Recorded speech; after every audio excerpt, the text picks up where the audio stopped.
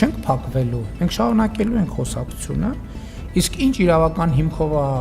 երկաթուղին արվում, իրավական հիմքով։ Հարավկովկասյան երկաթուղիներ ընկերության վերաբերյալ երեկվա Նիկոլ Փաշինյանի այն հայտարարությանը, թե հարկ եղած դեպքում մեր երկրի օրենքների եւ լիազորությունների սահմաններում հնարավոր է միակողմանի խզել պայմանագիր ընկերության հետ, արձագանքել է Ռուսաստանի տնտեսական զարգացման նախարար Մաքսիմ Ռեշետնիկովը ու հայտարարել, որ հարավկովկասյան երկաթուղու գծով պարտավորությունների միակողմանի վերանայման դեպքում Ռուսաստանը իրավունք կունենա փոխհատուցում պահանջել Հայաստանից, շեշտելով, որ ռուսական ընկերությունը անվճար ակտիվ չէ, այլ ձեռնարկություն, որում ներդրվել է ավելի քան 30 միլիարդ ռուբլի։ Ռուս պաշտոնյան հիշեցրել է նաև այն զգալի առավելությունների մասին, որոնք Հայաստանի տնտեսությունը ստանում է ԵԱՏՄ-ին անդամակցության շնորհիվ, մասնավորապես նշելով, որ ԵԱՏՄ-ին անդամակցելու ընթացքում հայկական արտահանում է միության երկրներ $240 միլիոն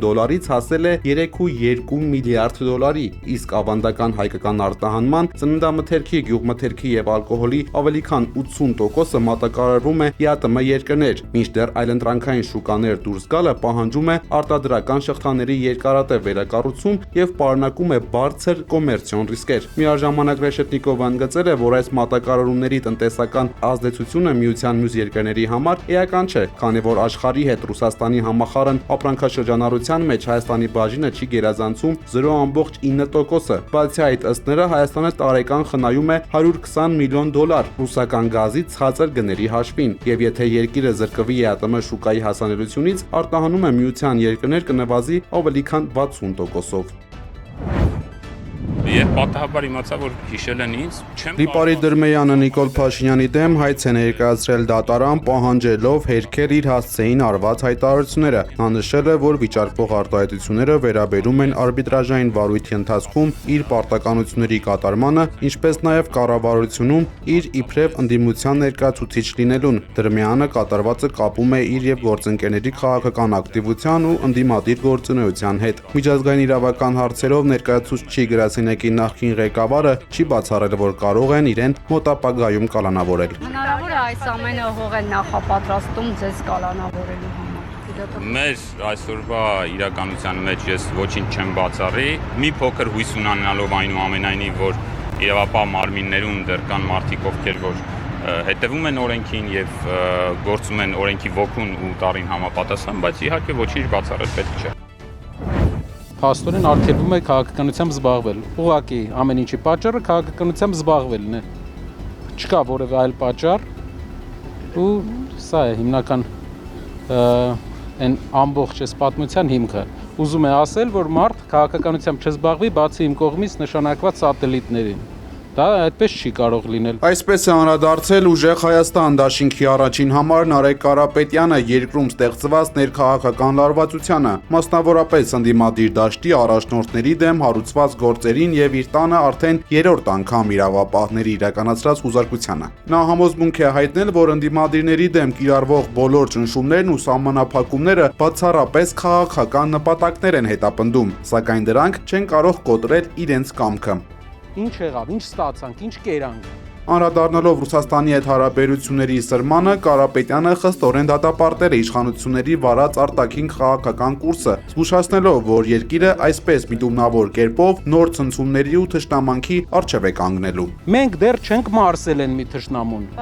Ինչու է նոր թշնամի ստեղծում մեզ համար։ Թող պայմանավորվի, չի կարողանում պայմանավորվել, նախորդ անգամ էլ չէր կարողանում պայմանավորվել։ Մեր հաշվին է դա անում, ինքը էլ իր թիկնապահներով քայլելու է։ Էդի մեր ժողովրդի հաշվին է։ Հիմա այն մարդիկ, ովքեր իրան ծափ են տալի, հարգելի հայրենակիցներ, ով որ այս պահին Փաշինյանին ծափ է տալի, ասում է, տեսեք ինչ, չգիտեմ, հակա այս երկրի քայլ արեց բան, նույն մարդիկ ծափ էին տալի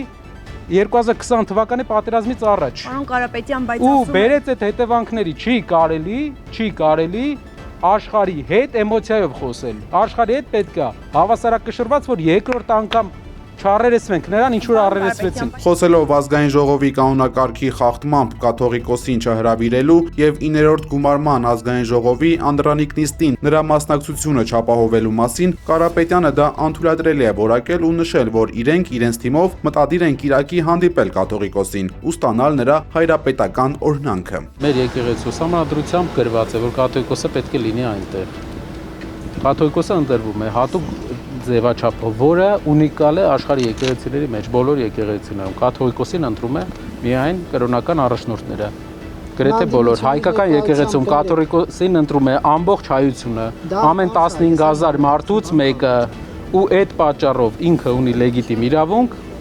նա մեր վեհապարն է ու մի քաղաքական գործիչ իրավունք չունի խառնվելու կաթողիկոսի կամ ընդհանրապես եկեղեցու գործերին։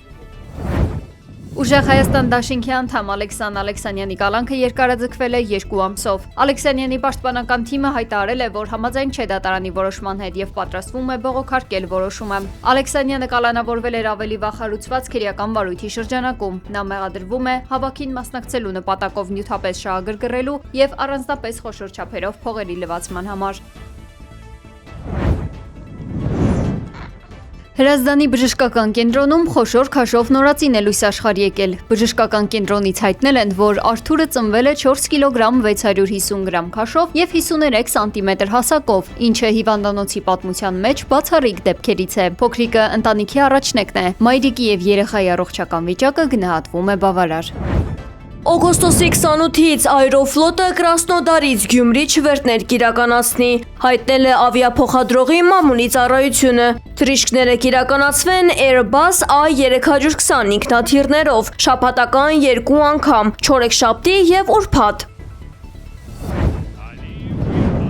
Qırğızstani եւ Ադրբեջանի նախագահներ Սադիր Ժապարովն ու Իլհամ Ալիևը ստորագրել են դաշնակցային հարաբերությունների մասին պայմանագիր։ Փաստաթուղթը ենթադրում է փոխադարձ աջակցություն միջազգային առևտրատնտեսական եւ անվտանգության ոլորտներում, ազդարարելով երկկողմ համագործակցության նոր փուլ։ Բանակցությունների ավարտին պետությունների ղեկավարները փոխանակվել են իրենց երկրների բարձրագույն պետական պարգևներով։ Բացի այդ, ըստ ադրբեջանական լրատվամիջոցների, փոխըմբռնման հուշագրեր են ստորագրվել երկու պետությունների մի շարք բնակավայրերի միջև։ Արցախի հայաթափված Շուշին եւ Ղրղստանի Չոլպոն Աթան, ինչպես նաեւ Գաբալան ու Կարակոլը, Գյանջան եւ Օշը պաշտոնապես հռչակվել են քույր քաղաքներ։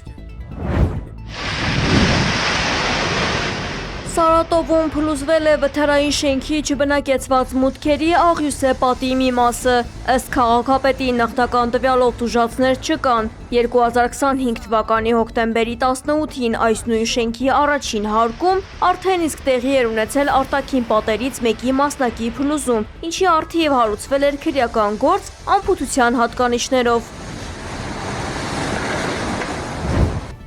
Ուկրաինայի նախագահ Վլադիմիր Զելենսկին հայտարարել է, որ պատերազմի սկզբից ի վեր գլխավոր փոփոխությունն այն է, որ նախաձեռնությունը այլևս Պուտինի ձեռքում չէ։ Նա նշել է Ուկրաինայի ահռելի կորուստները՝ մոտ 50,000 զոհված եւ 400,000 վիրավոր զինվոր, ինչպես նաեւ հսկայական թվով անհետ կորածներ։ Զելենսկու խոսքով Ռուսաստանի մարդկային մեծ ռեսուրսներին հակազդելու եւ սեփական զինվորների կյանքը փրկելու համար Կիևը պետք է շեշտը դնի ռազմական տեխնոլոգիաների կիրառման վրա։ Մինչդեռ ռուսական կողմը ըստ նրա ամսական կորցնում է շուրջ 30,000 զինվոր։ Ուկրաինայի ղեկավարը ափսոսանք է հայտնել, որ Ղրիմի վերադարձի հարցը դեռ օրակարգում չէ եւ նշել, որ թեև հողն ու պատմությունը չափազանց կարևոր են, բայց մարդկային կյանքեր չկորցնելը մնում է գերագույն առաջնահերթություն։ Զելենսկին հայտարարել է, որ Եվրոպան այժմ էապես է փոխվել եւ տարակուսել, թե ինչու Ուկրաինային մինչեւ օրս չեն հրավիրել միանալ ՆԱՏՕ-ին։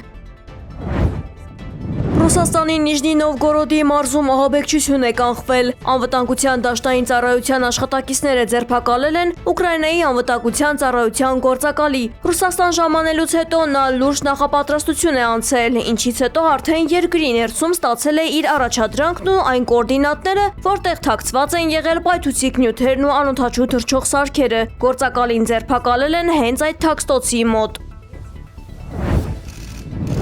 Թուրքիայի նախագահ Ռեջեփ Թայիպ Էրդողանը Լիբանանի նախագահ Ժոզեֆ Աունի հետ զրույցում հորդորել է Բեյրութին չշտապել սիոնիստական ռեժիմի հետ համաձայնագիր կնքելու հարցում։ Նա շեշտել է, որ Իսրայելը ոչ մեկի հետ խաղաղության չի ձգտում։ Դրա փոխարեն Թուրքիայի ղեկավարը Լիբանանի նախագահին խորհուրդ է տվել ամրապնդել հարաբերությունները Սիրիայի հետ եւ այցելել Դամասկոս Ահմեդ Ալ-Շարայի հետ բանակցությունների նպատակով։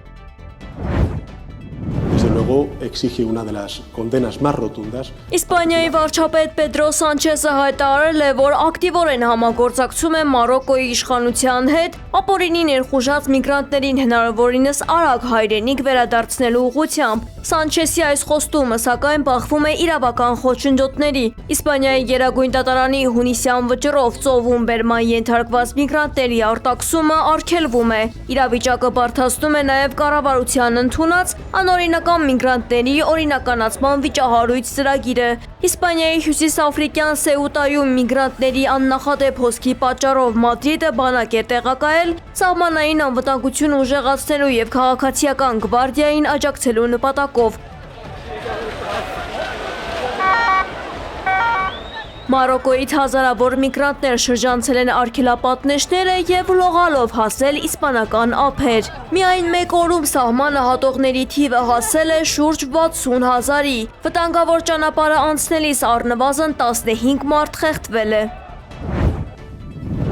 Եվրահանձաժողովի նախագահ Ուրսուլա ֆոն դեր Լեյենը անընդունելու է որակել Սեուտայում տեղի ունեցող իրավիճակը, պահանջելով անհապաղ դադարեցնել սահմանի ապօրինի հատումները, ոչնչացնել մաքսանենգային ցանցերը և կայծակնային արագությամբ արտաքսել միգրանտներին։ Նա հարցի կարգավորումը հանձնարարել է 2 եվրահանձնակատարի, հույս հայտնելով, որ Մարոկոյի հետ գործընկերությունը կօգնի հասնել կոնկրետ արդյունքների։ Միգրանտների աննախադեպ հոսքի պատճառով Ֆրանսիան արդեն խստացրել է Իսպանիայի հետ սահմանային վերահսկողությունը, իսկ Ֆինլանդիան կոչ է արել Եվրոպային աջակցել Իսպանիայի նկատմամբ Շենգենյան համաձայնագրի կասեցմանը։ Ըստ Ֆինլանդիայի Մադրիդը արտաքին սահմանների պաշտպանությունը ներխուժումից լիովին տապալել է, արձագանքելով Շենգենյան գոտուց Իսպանիային մեկուսացնելու կոչերին Եվրամիության դիվանագիտության ղեկավար Ժոզեփ Բորելը հստակեցրել է, որ որևէ պետություն իրավունք չունի միանձնյա բացառել մյուսին համաձայնագրից կամ կասեցնել նրա մասնակցությունը։